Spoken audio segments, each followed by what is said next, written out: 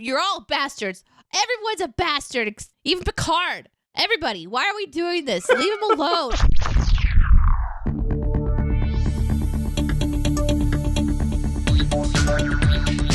Captain Spot, stardate 612723.1. Welcome aboard the Starship's Enterprise, and thank you for joining us as we take a brief shortly from the world of CinemaSins to explore the universe of Star Trek. I'm your Captain Ian Whittington, and with me as always, she once spotted a cloaked bird of prey using nothing more than an abacus and her sense of smell. It's Ambassador Deneé. I actually understood all of those references. Yay! No, you understood the reference to an abacus. the often Star Trek stereotype of the abacus. I guess I don't understand the smelling reference, though. It wasn't so much a reference. It's just like a stupid So my original one was that you spotted a cloaked bird of prey just by looking out a window. But that actually happens. Like, Kirk just looks out a window, and it's in one of the movies. I think it's The Undiscovered Country. And he notices that there's like a ripple in the stars. And he's like, there, that's where the bird of prey is. I was like, really? How? That's how you're going to foil. There have been wars fought over this technology. And Kirk just comes in and visually identifies a bird of prey. Power of vision. Right. What's funny about your intro is that I couldn't find my coffee earlier today. And so I just went room to room smelling the rooms until I was like, where is it? And then I found it. That's amazing. It was disgustingly in my bathroom. Just walk in, I'm like, why is that disgusting? Because you really shouldn't take food and beverage into the bathroom. Oh, I do that all the time. I always have a cup of tea or coffee in the bathroom. But do you flush while it's there? No. Don't do that. Don't do that. It throws everything up in the air, doesn't it? Yeah, that's why you shouldn't take food and beverage into the bathroom. Yeah. But I anyways, have a rock hard immune system. I followed my nose, and like Toucan Sam, I found my coffee, and I can find the Klingon ships too, because apparently I can smell things in space. Oh, I just love that. I love that. The idea, like, because the abacus has nothing to do with it. Neither does smell. I was like, you can smell the cloaking from here. The bears, they can smell the menstruation.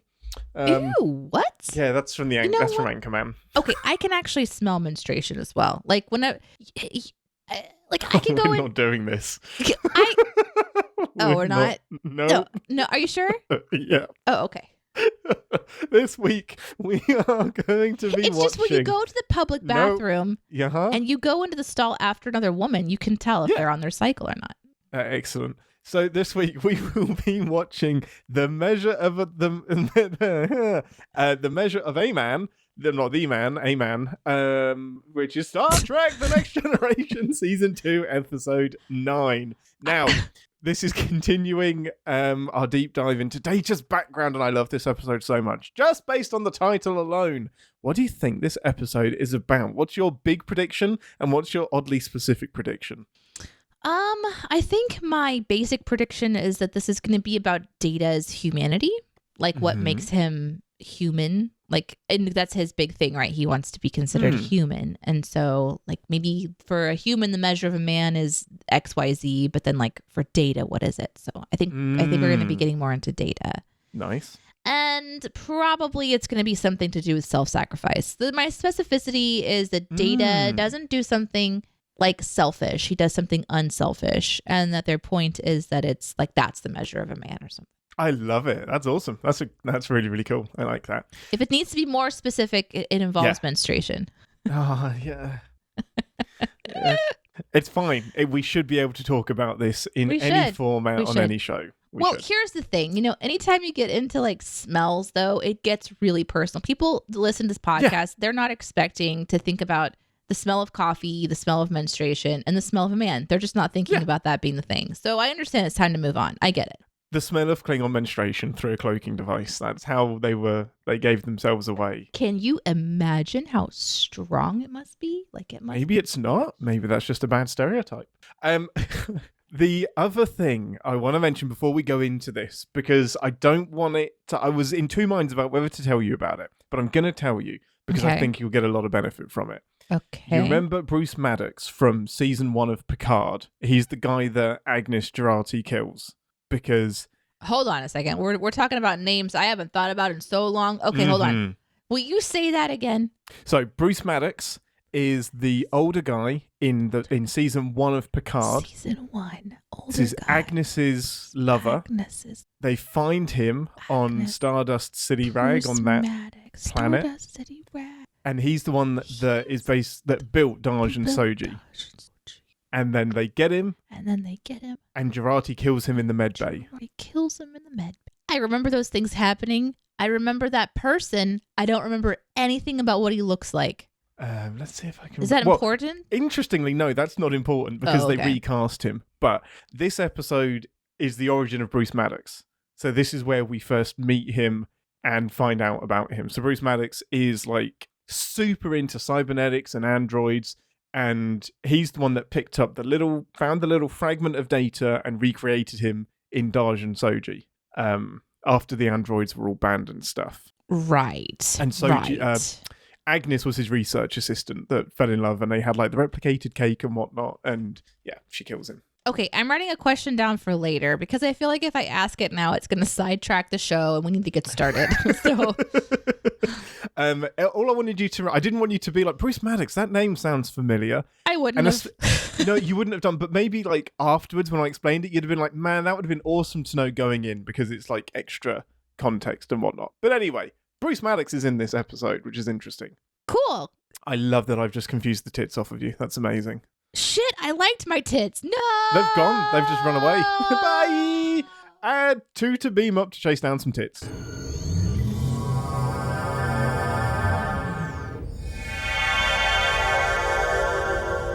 Welcome to 10 Forward, the part of the show where we grab a drink from the replicator and share our immediate thoughts and feelings on the episode we just watched. Most important question first. What is your beverage of choice? Oh, yeah. Let's just say something that Guinan pours. What did Guinan pour in this episode? Did they say? Tears of her people. No, I don't think so. I don't know that she poured anything. Oh, well, they were definitely, drinking stuff. What was Riker drinking? It looked like some sort of like chai tea or something. Oh, it did. A really, really milky coffee. Yeah, it's it was like whenever they got the milky. see-through cups, they were like, "We're going to make sure you can see what's in there." Because when he moved it, it stayed on the sides. Yeah, there was like some foam going on. Whatever film-based drink that the asshole Riker is drinking, I'll have some of that. I want whatever milk androids produce now that we know that they're alive and living, because all living things produce milk. That's my new definition of life. Interesting. Android milk me, baby. Okay, this week we watch a seminal episode, which I may have built up a bit too much, where Data's existence has been brought into question. And very existence. Yeah, and a cyberneticist from Starfleet wishes to take him apart in order to build an army of androids that can do all of the difficult stuff that humans don't want to do. Which, when Data refuses, raises the difficult question of can he refuse and does he have the right to choose? A complex argument that is still being debated today across society. Ambassador, what did you think about the episode? I am this episode. Interested. Hard. I'm so angry. I hated it. I hated this episode. Do you hate it because of what it's doing or as an episode of Leave TV? Data alone. You're all bastards. Everyone's a bastard. Even Picard. Everybody. Why are we doing this? Leave him alone. Why do we have to go here? Okay, sure. It's a great episode. Okay, great. This has maybe one of the most epic Picard, speeches in history. Okay, of course it is. Is the framework for android shit for years to come. Blah, blah, blah, blah, blah. This whole episode, I'm just like, I am having no fun. This is no fun. I would rather sit on a screwdriver. This blows ass. So you just didn't like it at all? Hated it. Like, I want to watch TV to have fun. I don't want to watch TV to be worried on the edge of my seat the entire time, even though I know everything's going to be fine. That Data is going to get, like, dismembered by some dick prick fucker. I mean, Maddox. When I watched Picard, I was like, oh, poor Maddox. And now I'm just like, I'm glad you fucking died, you piece of shit. Agnes should have killed him quicker. Not only quicker, like, sooner. Slower. But slower. Yeah. His death may be one of my favorite in TV of all time now, and I didn't even know it until I watched this episode. But it's so for that reason, I'm glad we watched it. You know, we watch things to feel emotions. I watch things to be reminded that I have emotions, and it was interesting. It was all right. Amazing. But I would watch this episode for the Guinan scene, the Picard speech scene, and then everything else can go away.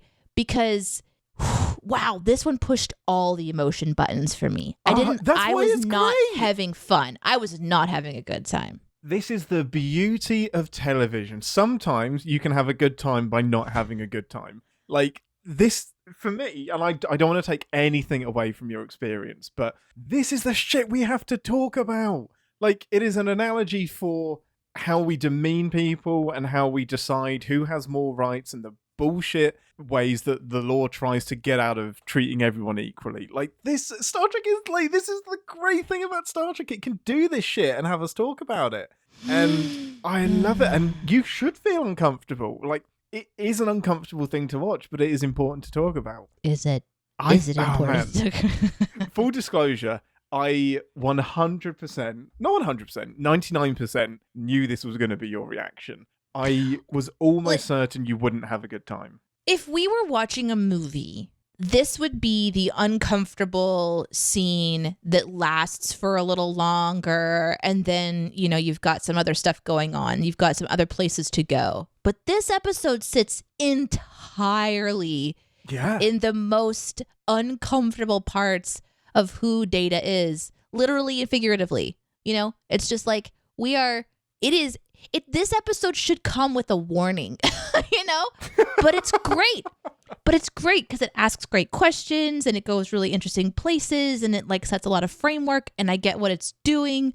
But god damn, was it like heavy? Yeah, it's heavy. It's heavy. This was a heavy episode. For me, this is where it excels because I think some sci-fi shows try to be too analogous and too abstract and keep it too light. This one is like, we are going to sit here and we are going to talk it out. And this is big. And this is how. But there are still so many moments in it that just are entertaining to watch. Like, kinda. Riker taking Data apart is what a brutal. Fucking asshole. It's great. He takes his hand off. He deactivates him and just like, yeah, fuck Pinnochio. He doesn't have to do it like that. You know, he didn't have to do it like that. Well, that I agree with. It's not actually a good argument, but it's like, really, it is shocking. And I just think, like, okay, it's very shocking. Can you appreciate what they had to make Riker do? So the character, like that's a clever story beat. No, the whole making him attack Data. No, I don't appreciate that. I'll tell you why. Okay, go for it.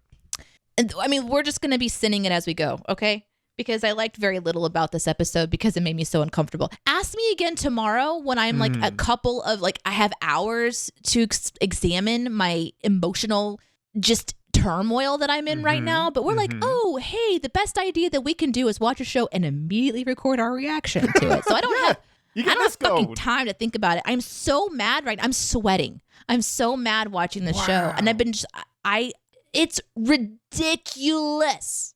All of this is ridiculous. This is like the quintessential forced plot tension bullshit that writers do sometimes to get to a point. Like it's a great point. Like, is Data property? Who owns Data? All that stuff. Those are really interesting questions to ask, and they're important to ask. And I think it definitely gives, like I said, framework for the future. And we're hitting on some big notes that Picard is definitely, doing in their season 1. But all of this is contrived. All of this could have happened in a completely different environment. None of this had to happen today. It's like, there is such a larger situation at hand. There's no reason to force someone to defend or prosecute your fellow crew member, whether they're an automaton or not.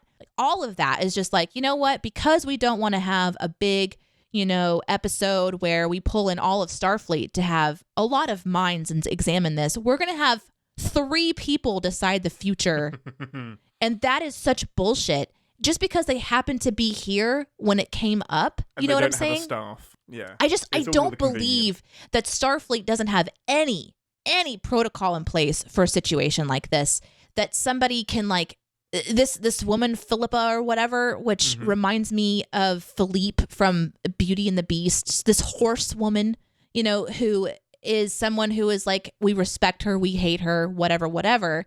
It's just, in order for this episode to work, guys, we're going to have this really judgmental woman with a potential love interest conflict. Let's make that more interesting. Okay. We're going to have this evil prick Maddox who's questioning Data, and then no one else to defend them except for their own crew. So we're going to pit the crew against each other. We're going to turn Riker into a real piece of shit.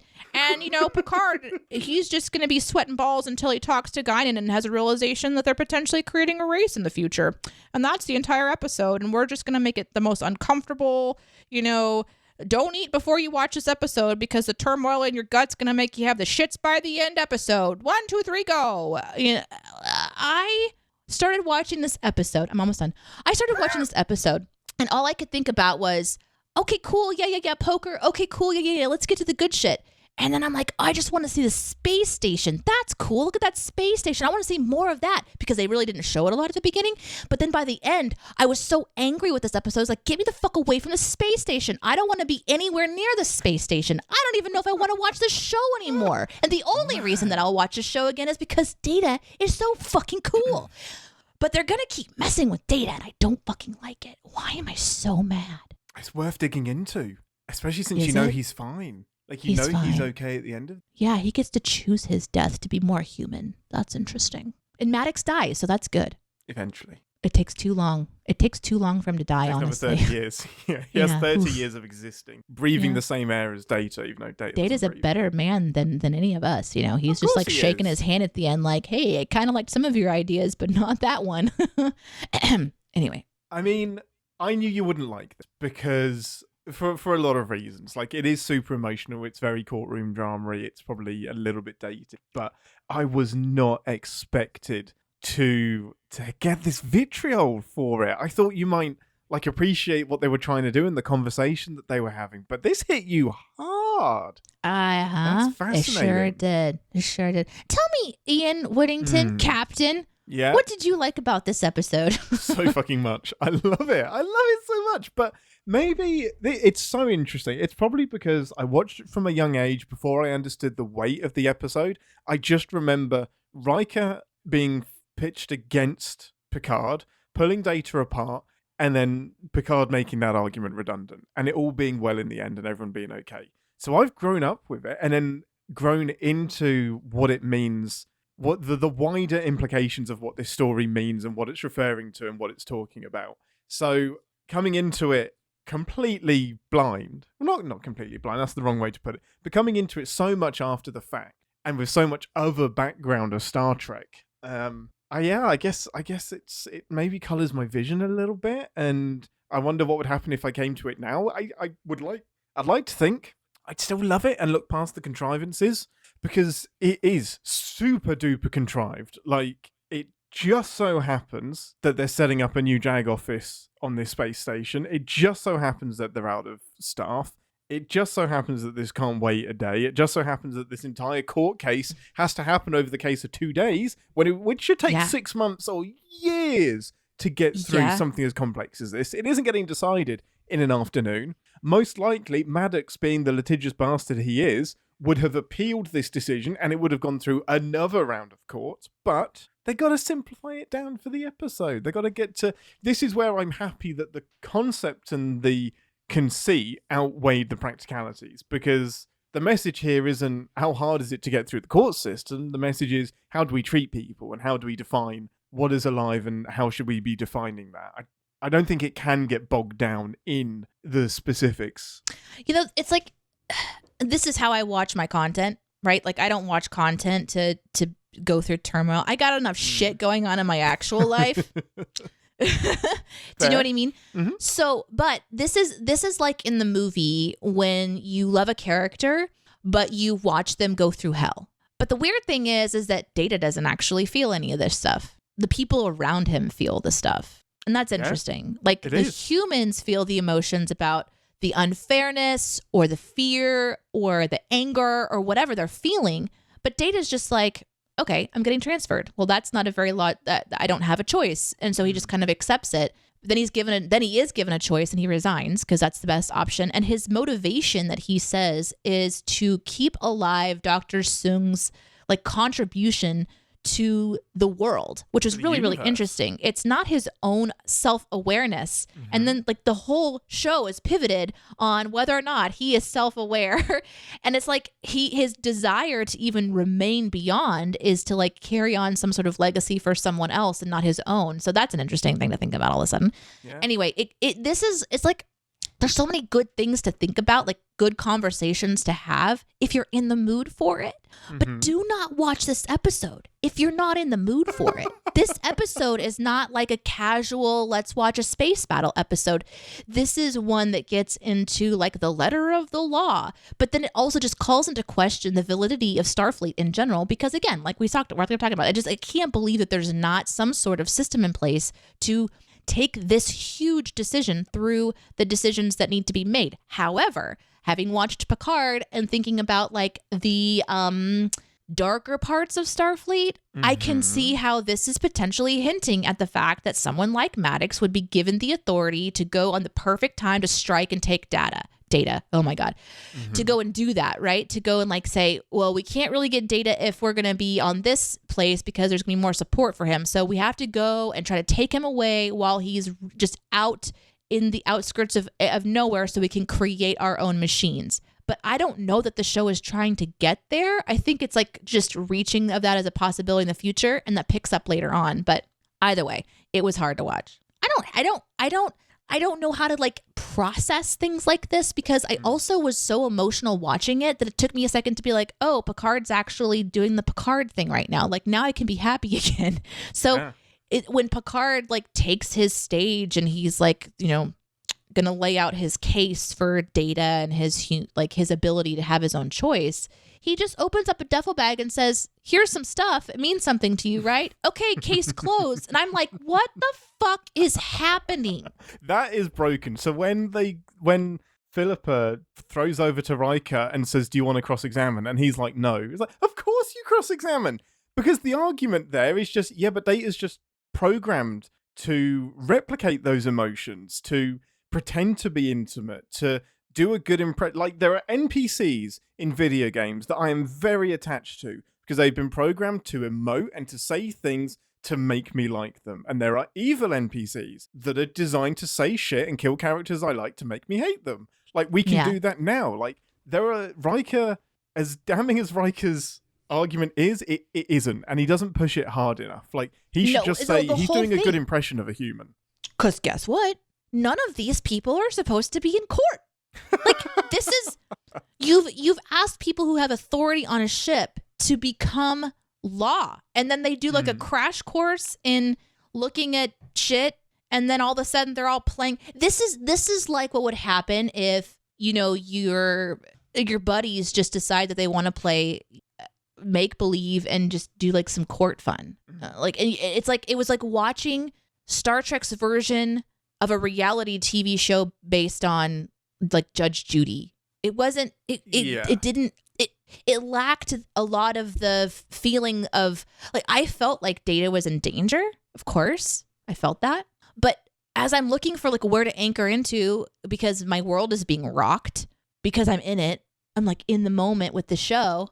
I'm like, okay, but does any of this really matter? Because by the end, they're just going to create some sort of reason for him to stay together when they did a really great job of pointing out that he's an android instead of having choice. Like it's almost like they made a better case for him to be a piece of property than for him to, I don't know, it was just baffling to me. This episode was baffling to me. I do think that Riker missed the point. He was trying to prove what species Data is, not trying to prove if he's property, because like Picard's argument is great. He's like, yeah, but lots of species have super strength. And lots of species can do the things that Data does. Like, just because he's very good at them, that doesn't make him property. Like, Riker is arguing. Look, I got a question. This is important. This is important. This is important. This is important. Remember all those times that we've watched Data take over the ship?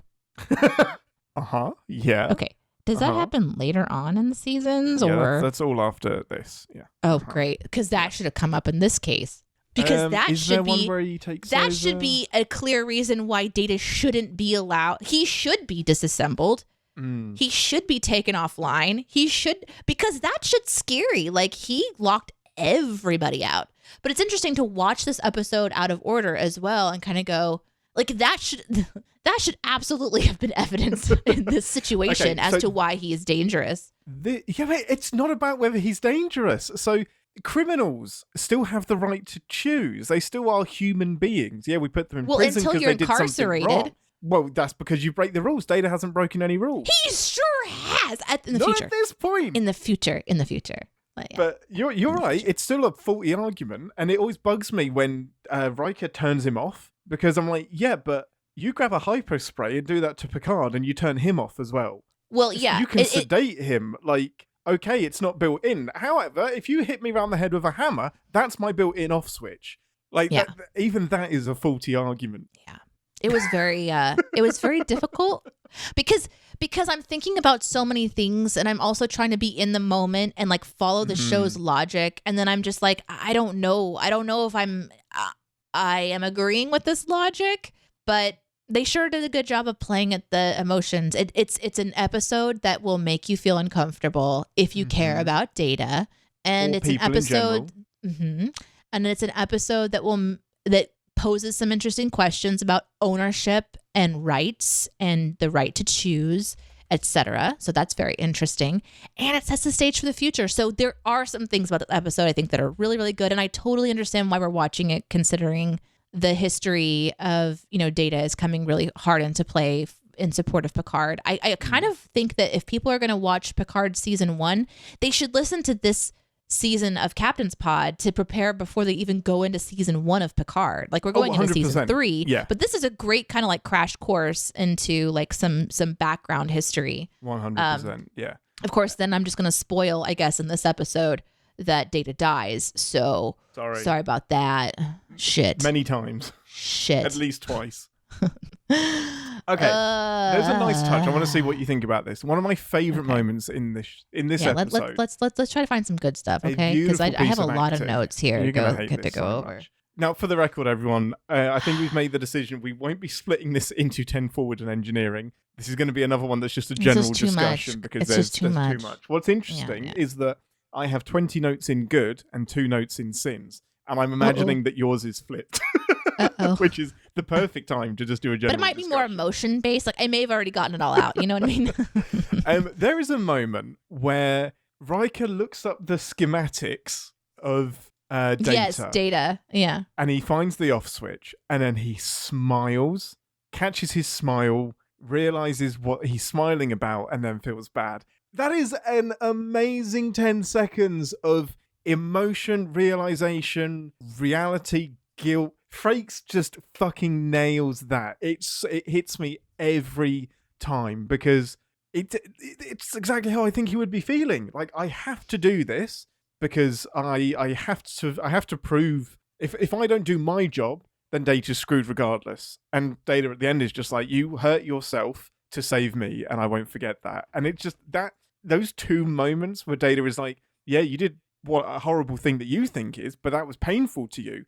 And I see that as a kindness to me, and I won't forget it. It's Riker in this episode is great. I know you hate it. Riker, like, when you're asked to do something that you don't want to do, you usually kind of just do the bare minimum. He can't. It's not an option. Shh. He didn't have to call him Pinnochio and drop the fucking mic and walk out of the room. You know? Do. No, you don't. You don't have to do that. You could argue that he replaced a good argument with Venom. Because if he'd have delivered a really good argument, but without any passion, he might have won, but he kind of sold the performance by calling him Pinocchio. It was painful to him. He loved it. He did not love it. I've loved Riker since I was young, and I don't any longer. This killed my Riker love. I ruined your Riker love. Yeah. When I see him again, oh no. It's just a straight punch to the dick because Jonathan we don't care. Dick punch. We don't care about people's boundaries anymore. We just reach out and turn them off without any permission. Yeah, but you don't care if they're not a person. And he has to believe that Data isn't a person. He doesn't have to believe that. He does. That's the whole argument. He's not in the law. He's been asked to do something that he can't. He doesn't. He even said, "I can't do that, but I'll try." And then he just goes full hog, and he's like, "You know what? In order to prove my point, I'm gonna shut this thing down." When like you could also shut just fucking phaser gun people. It's like, okay, now no one's in the room anymore because we're all shut down. What the fuck point is that? Anyway, he didn't have to do that. It was not okay. I think he kind of did. I don't think he did. I don't think he did. I think he went too far. You know, it's kind of like sometimes you just go too far, and he went too far. But you know, then there was a sweet moment at the end. Your question, back to your question. Yes, I did think that moment was interesting, but I don't like that he smiled at all. It should have all been pain. Well, the Riker smiled because his friend forgave him. No, when he like no, the scene you were talking about. Oh, sorry. When he finds the no. I was gonna say, like, you can't begrudge a man the smile of forgiveness. No, yeah, it's we are joining him hours and hours into his research and building his case, I would hope. And he didn't just half-ass it for 25 minutes and was like, man, I'll do it on the day. But we're joining him in the depths of his research, and he's just like, I've got it. Oh shit, this is what I've got. And it's beautiful. It's beautiful. We don't usually like talk about the chat during the show because it's kind of like we try to keep the show rolling. But I did want to point out that Sci-Fi Brony says, remember the Admiral said that if she suspects for even a second that Riker wasn't trying his absolute best, she would rule against Data. Exactly. I did forget that. Okay. So thank you for bringing that up. There are entire pockets of this episode that are like black void for me because I was so unhappy. So thank you for telling me that because I did forget that. And it is important. But then also in the chat brought up, who would you rather have? Link asks, who would you rather have been in Riker's position? And that's a perfect thing. It should have been a horrible, not Beverly.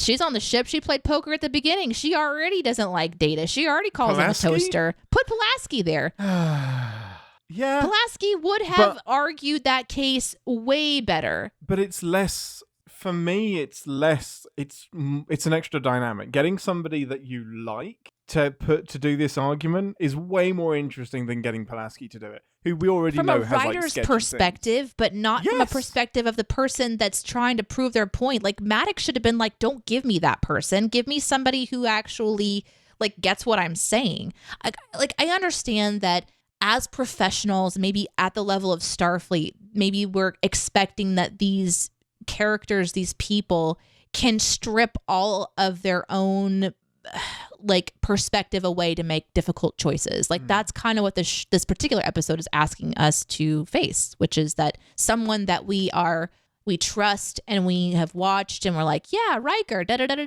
shifts over into like bad guy mode. And it's not on the holodeck where we can forgive him. You know, it's actually real life, real storyline. Like that's a hard pill to swallow. And it is interesting to think that we have to ask them to be that level of professional for their jobs. But I kind of don't like Starfleet anymore now. Oh, no, you're never supposed to like Starfleet. I did until today, though. I am mourning the loss of being like, fuck yeah, Starfleet's awesome. I'm really enjoying this. And I'm like, yeah, this is shit. I don't want to be here anymore. It sucks. What's really interesting is that one of my positives was I would really, really like a Star Trek JAG TV show. Oh my God. And you would not enjoy that. You would not do that show with me. I don't know. Maybe if they had some rules that made sense to me, maybe it'd be interesting. Yeah. Like a lawyer TV show, like they just did She-Hulk, right? So She-Hulk, but in space. 100%. Yeah.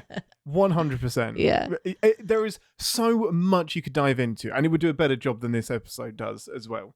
Man, I am stunned. A couple of people, like when I've mentioned this episode, have said it's a good episode of TV. It's not a good episode of Star Trek. And I get that because of what it's dealing with is important. It's like a really important and substantial think piece.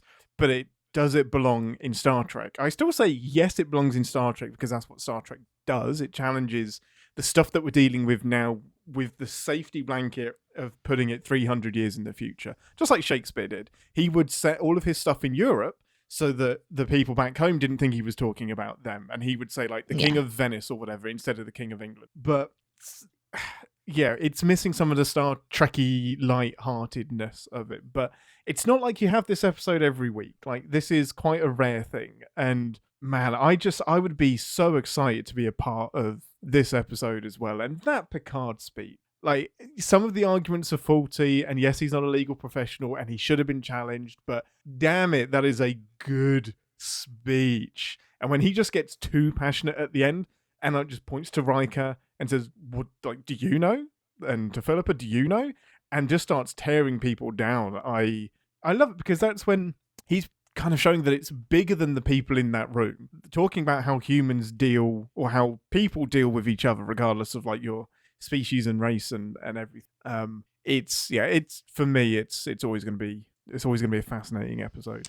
The Picard, my notes from that part is Picard is Picarding! Exclamation points. This is like the origin. All caps.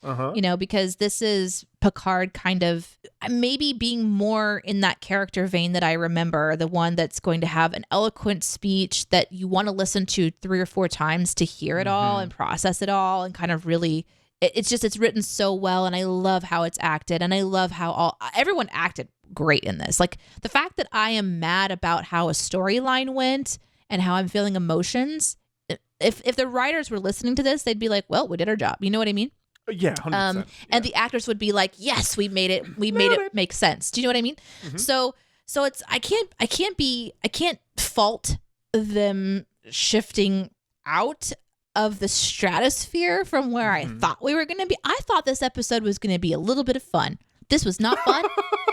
Oh no. But the Picarding part, I was like, okay, now I'm kind of like, here's the scenes I liked. I liked Data collecting his stuff. I thought that was interesting. Didn't know that they were boinking, by the way, until today. That's interesting. Yeah. Was that like an afterthought, or was that actually in the story? That happens in one episode. Okay, cool. But it is referred to a few times. Okay, so I didn't know that. So that was really interesting because I was like, oh, he has like a picture of Tasha Yar, or a hologram of Tasha Yar. That's really interesting. I have no point of reference for that relationship at all. So that's interesting. And then for it to come up just as this brief sort of mention about them having an intimate relationship. Yeah, I'm sure that was way more powerful. Like, I wanted them to dig into it a little more. Like, well, what does that mean? Like, you just went through the motions, like you're the tool, or were you having feelings? Like, what was that like? What does it mean we were intimate? What does that mean to you, Data, to give him more of a perspective of like him being an his own being? Yeah. But they didn't go there, probably because they don't want to have that kind of a rating on TV when this aired. So that was a scene that I really liked. I enjoyed seeing the emotion of the going away party when Data is opening up his going away gifts, and he's just very carefully opened the paper, and they say you're missing the point. He gets it all the way open, and then he rips the paper. To Love this that. day, I do that with my presents. I carefully open them, and then and it kills my dad every time. Like, it's so, with the application of a little care, the paper can be recycled and used again. Oh, it's so funny. It's so good. So that was really cool. I do love the cold open to this. It is great. Like, Data is so confident and ready to play poker. He is like, this game is exceedingly simple. Wait, you lie?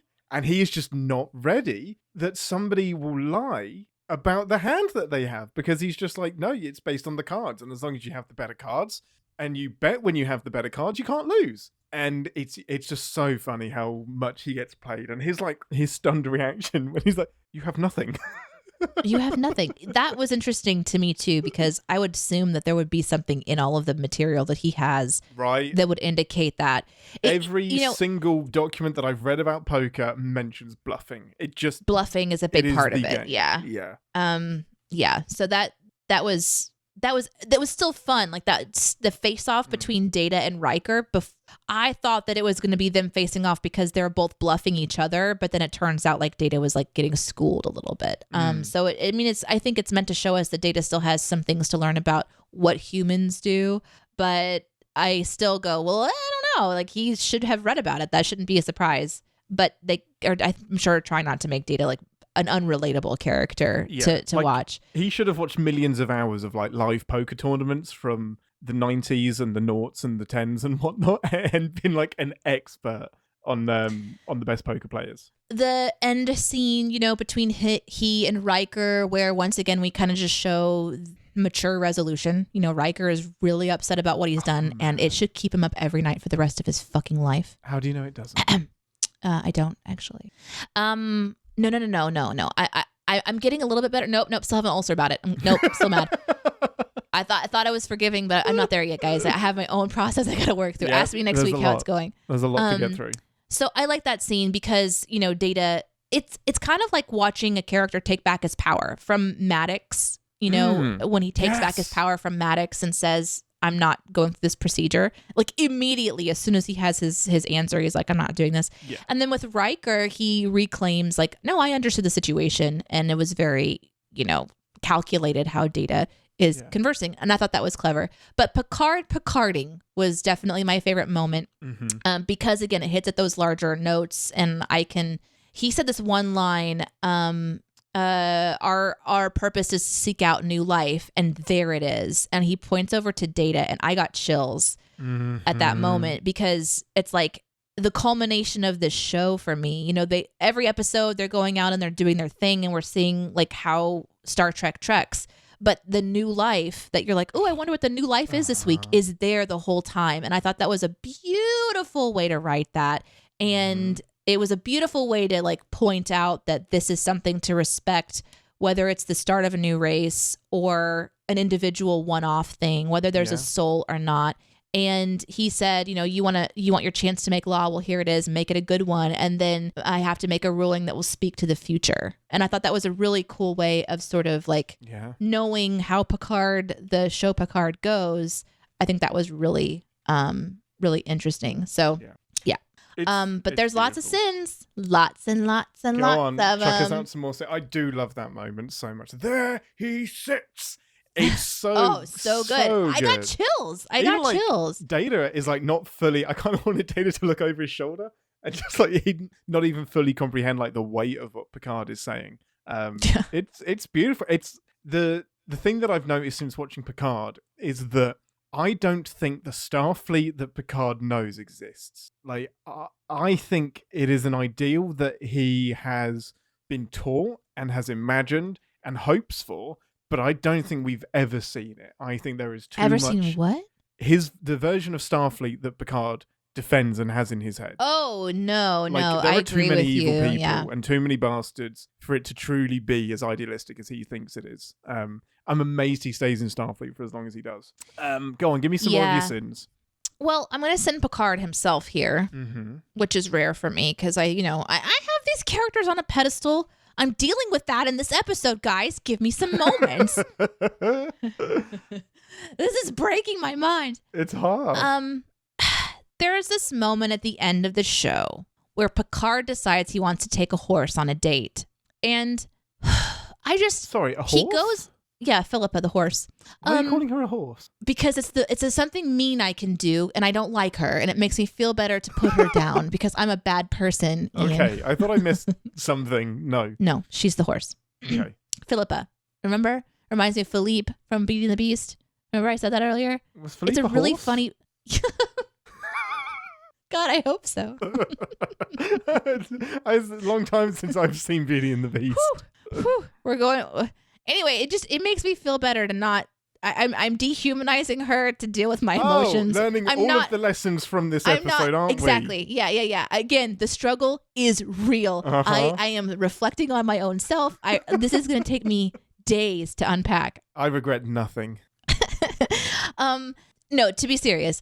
There's this moment when Picard at the very end, like essentially is wanting to ask Philippe out on a date. Captain Levois.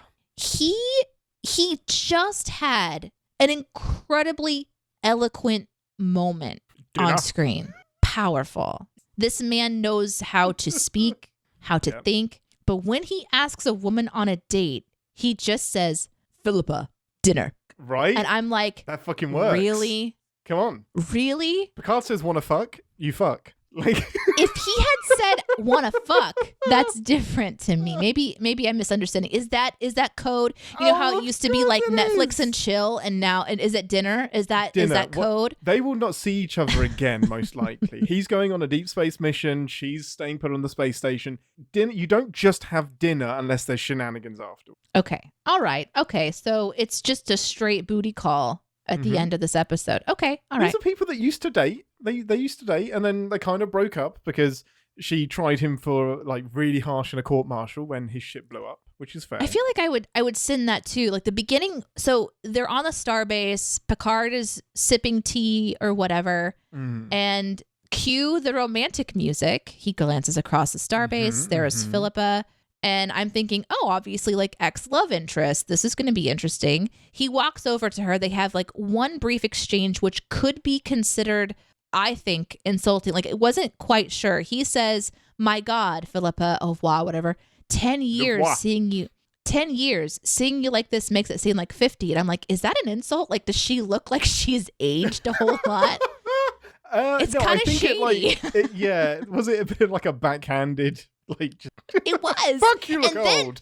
And I write that down, and then all of a sudden, it just like hard shifts into the two of them going toe to toe with this person. Like they were just like at it, like old lovers. And I'm like, oh, this is uncomfortable. Fuck you.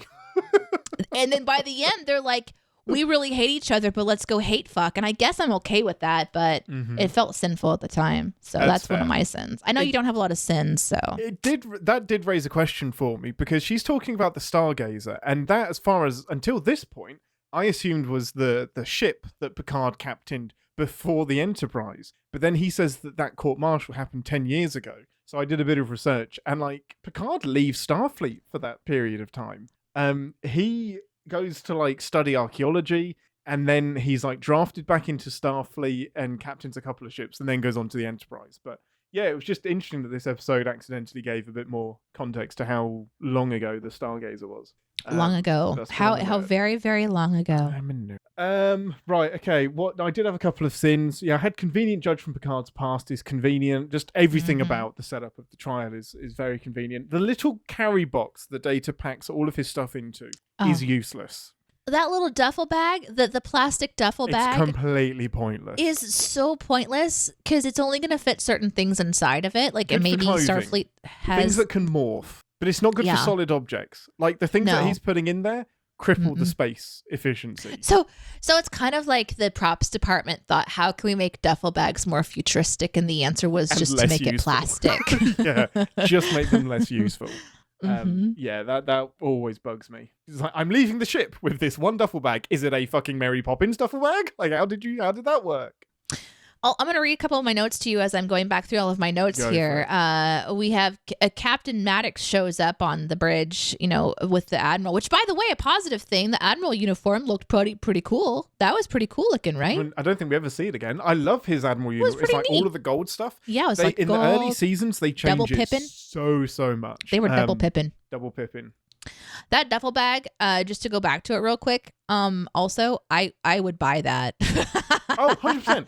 It's super useless. In a second. But I would totally buy that. On an airplane, I would buy it right now. Totally. So anyways, for my lunch.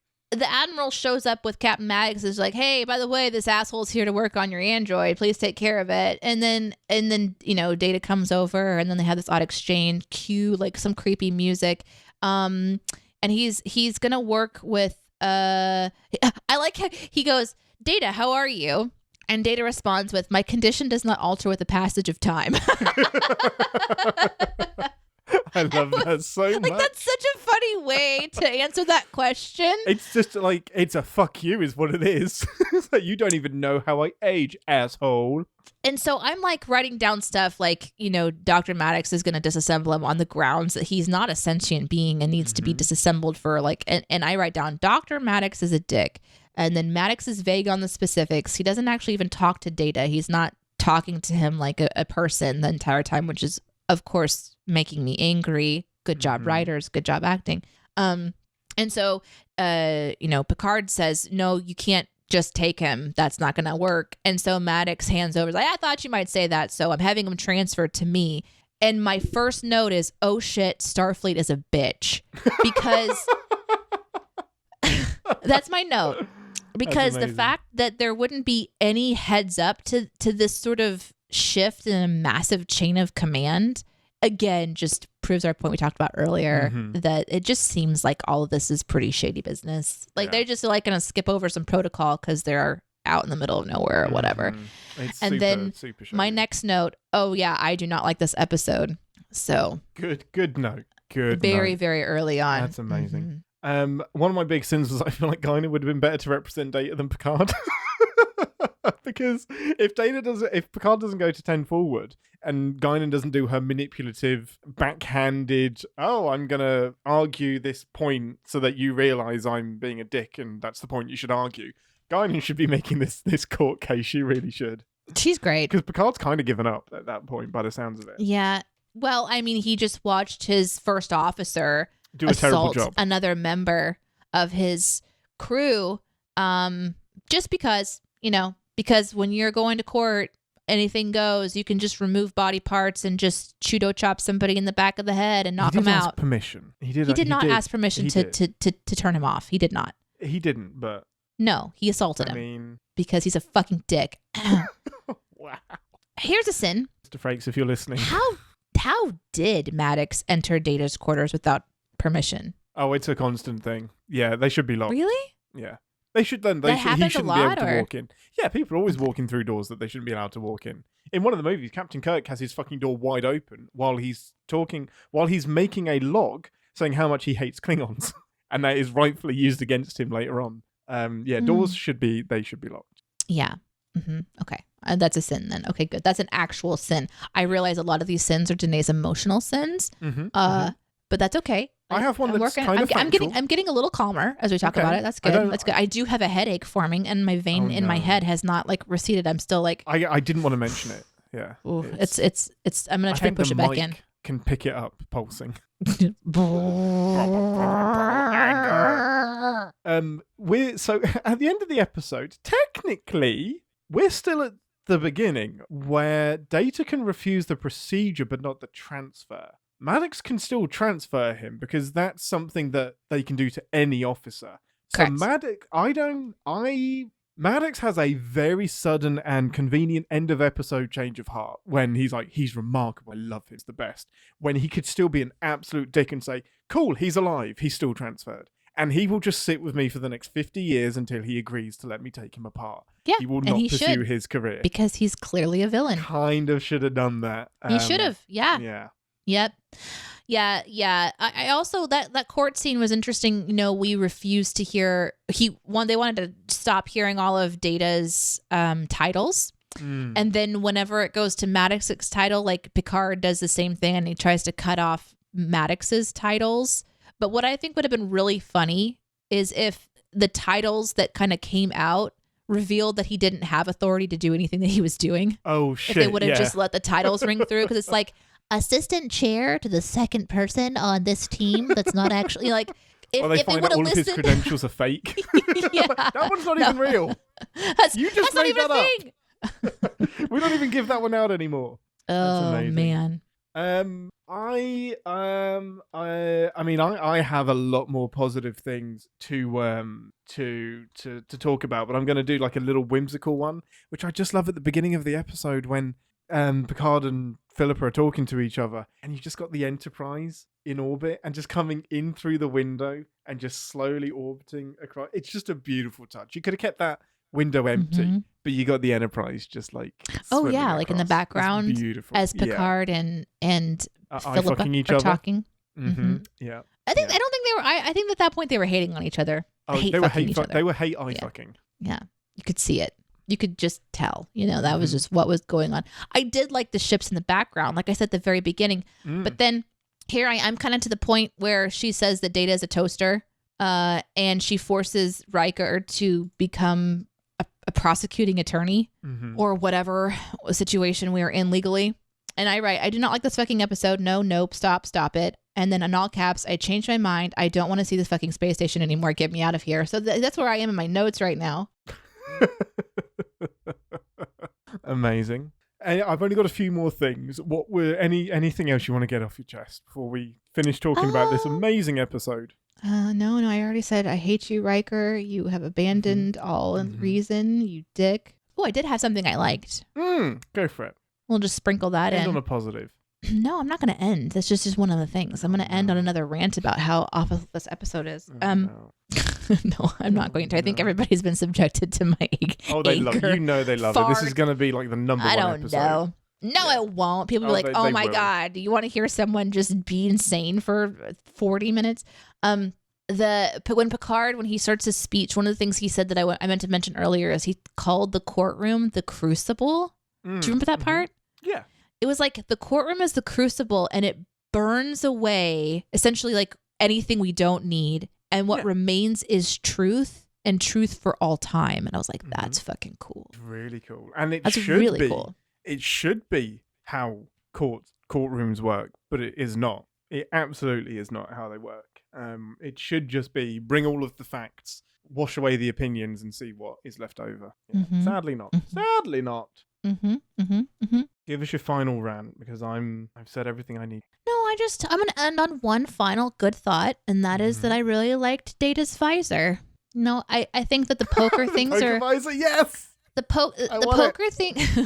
The poker scenes are not my favorites because I don't really enjoy like hearing people flop on the rivers and whatever. And whoever has an axe is a joker.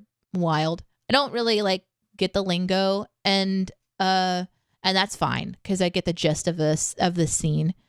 But Data's excitement to show up at the table as like the quintessential poker player. I know, he's got like the outfit. He should have had like a little waistcoat on as well. And he's just got like, and it seems like he always has a different sort of visor going with like different. And this time it was this sort of, I don't even know how to describe it. It's like a glass color. Sort of like this, like a prismatic glass thing that reflected onto his skin and made his skin look even more eerily android. I think that we all need to remember how important the visor was for the 80s and 90s. And I just feel like we need to bring that back. Oh, 100%. I always I'm going to go get a visor and then I'm going to put it on next episode. I'm going to wear a visor. Do it. Okay. I'm here for it.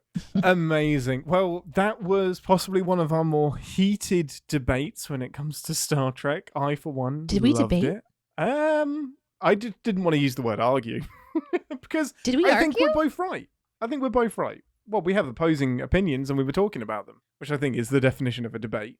But yeah, no, I stand by it. I think we both make good points, and I think it all depends on what you come to Star Trek for, and we can both be right.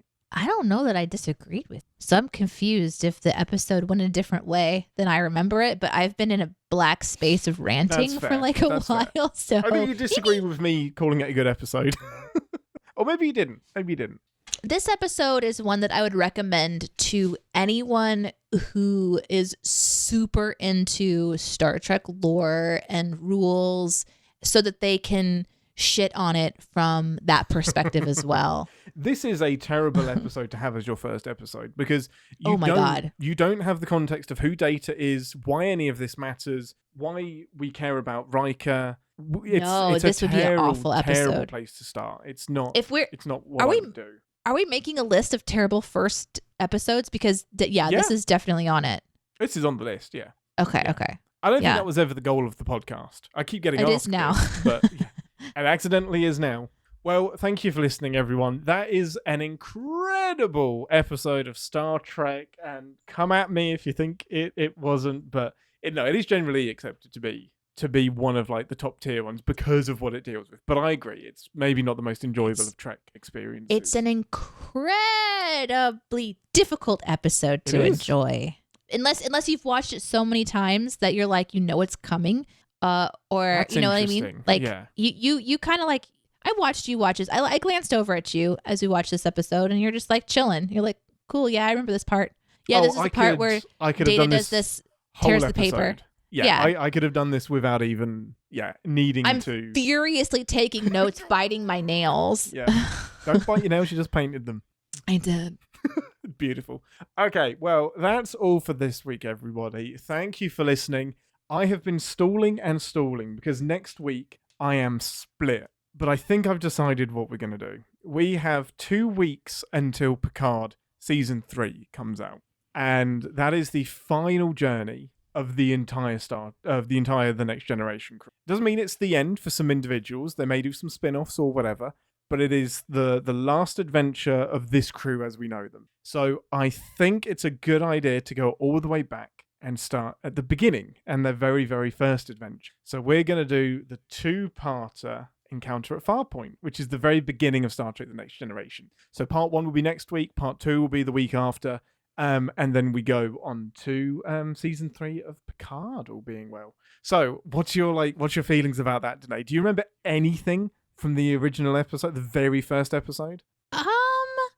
We watched something from season 1, but I don't remember. I don't think it was this episode. It was something else, and I remember feeling like Picard wasn't quite yet himself, and it made me uncomfortable. Riker doesn't have facial hair. No beard in season 1. So that's interesting. So I don't know if I'm going to remember much about that. No. It's a fascinating episode. It feels very little like the rest of TNG, but it kicks off some interesting things, some interesting relationships. Okay. I think it's a good a time as any to watch it. I think I'm interested to hear your thoughts about this amazing show that we love and its very, very first step into the world. So we're gonna watch Farpoint, and then there's another episode after that we get to do before the show starts. Well, it's a 2-part opening episode. So we'll do Encounter at Farpoint part 1 next week, and then part 2 the following week. Oh, okay. A 2-parter to head into season 3 of Picard. Okay, Absolutely. Got it. Love it. Well, great. See us next week. If you want to watch it live, then we will be on Twitch at roughly 12:30-ish Central Time on twitch.tv/CinemaSins Live and on YouTube Live. So come and hang out. We're about to go and answer some questions. So until next week, you stole my quote, which was my condition doesn't alter with the passage of time. So I'm just going to go with it doesn't make sense that you would bet on nothing.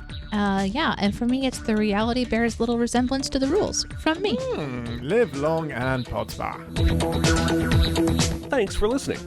Want to connect with the show? Our hailing frequencies are always open through captainspod@cinemasins.com. Like, comment, and subscribe on your podcast player of choice, and be sure to visit cinemasins.com. Oh my god, it's time to do the show. It's time to do the show. Enter the studio. It's time to do the show. Yo, it's time to do the show. Yeah. Oh my god. Hello. Hi. Hello. Hello. Hi. Hi. You ready? Hello. Hi. Hi. Hello. How does anybody put up with me? How does anybody put up with me? I am crazy. Hi. You are, but what's inspired you to say that you're crazy right now? I'm just doing my mic check, and my mic check is always a little bit crazy. It's like, it's the best. It's how I always finish the outtakes. It's like a great little, this is how we end the show. Like, people know that we're coming to the end. Did I ever tell you about my foam nunchucks? Yes. Okay. What's wrong with the way that I say YouTube? How do you say YouTube? Sounds like I'm saying Cool Whip. How do you say Cool Whip? Cool Whip. Whip. YouTube is what I try to avoid, because it's not YouTube. YouTube with the CH and the T. That's how English people say YouTube. It's YouTube. You are saying YouTube. YouTube. You're saying YouTube. Exactly. YouTube. That's what I mean. Like, exactly. That is what I don't want to say. That is what I don't want to say. I'm trying to learn I'm trying to learn. Teach me. YouTube. YouTube.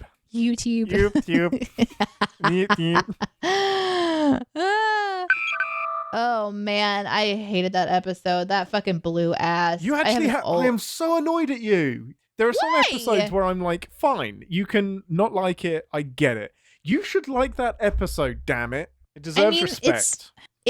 I cannot like it and respect it. at the same time. But you should lead with that. I eventually said something like it, right? Like I was like, it had some good stuff in it. I said it had good points. Ian, no Trek gatekeeping. Thank you, JCD. Well, it's fine to gatekeep all the people that are wrong. Oh my God. You're such a jerk. You're Rikering right now is what you're doing. You're turning from someone who's like beloved and bearded into an asshole that at a moment's notice is going to turn me off. I've decided I'm going to paint my nails during the show today. How do you feel about that, Captain? That's okay. I don't mind as long as you're still in the show. What if I decide not to take notes because my nails are wet now? Then I'll be annoyed. Shit. I'm going to need you to fuck with my vamp Star Trek show for a while. Just talk about. Okay, shit. No, because this is an important episode. This is one where you need to take notes. Really? Right. Do you want to start the show? Yes. Welcome to Captain's Pod. My name is Ambassador. No, not do you want to start the show, you knob. Shit. You dick. Why am I a You're not dick? there yet. What do you mean? You're not there yet. You can't introduce the show. You're not there yet. Super fucking start the show. What's the star date? Stardate 1.27.2023.11.11. You got some of the numbers right. And 2 of them in the right order as well. Sweet. Well done. Stardate 11.12. Nope. That's somehow worse. Shit. Stardate, who gives a fuck? This is an episode where we don't actually give a stardate because not all Star Trek episodes do that anyway. Welcome to today's episode where I am in the captain's chair, bitch. And that's why that's not happening. I am Ambassador Deneé, and I'm joined, as always, by the very hairy, often starey Captain Ian Whittington. Starey. I don't stare. I'm not staring. It rhymed. That's mean. It rhymed. Stare. It rhymed. You rhyme. On today's episode, we're going to be watching some Star Trek like we usually do. And this time, the pressure is high because this is an important episode for reasons I don't quite understand yet. But maybe you, listener at home, do, and maybe you don't. You know why? Because some of you watch Star Trek and some of you don't. And I love all of you. Excellent. Right, I'm just going to use that. That'll work. JCD says Star Trek trivia. Fucking hell. YouTube. JCD says, I remember seeing this one multiple times. Once on network TV, they cut out the ending and had it end when Data tells Maddox no.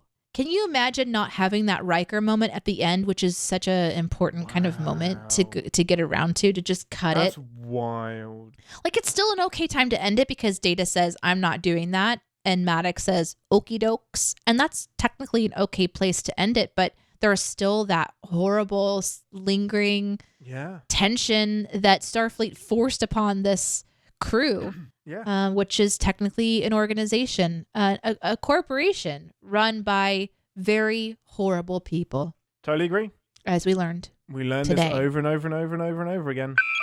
Josh Zero says, last year I gave Captain Ian a bunch of TOS memorabilia. Little did I know the captain didn't even like the show because of his hatred for Shatner. I do. I don't hate him. I do like the original series. There are some episodes that are a struggle. I don't like Captain Kirk as a character, but I do like the original series. There are episodes I love watching with my dad. I think it has the best sound effects of any show. You gave them the gift of fire because he burned all of that in a bonfire. You know, so thank you for that. I did. It's true. I like this one from Sarah. Tashiar sounds like Tal Shiar. Yeah, this blew my mind because I think we watched yesterday's Enterprise at some point, and a version of Tashiar ends up in the past and then has a relationship with a Romulan prison guard, and her daughter, Sela, ends up being part of the Tal Shiar. So it's like, did she name the Tal Shiar? It's a great point. Really, really, really interesting. It is interesting. Yeah, I love that. Jack.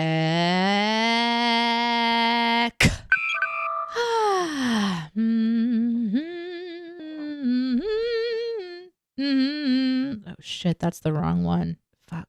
Why is that stuck in my head? He's gonna be so annoyed.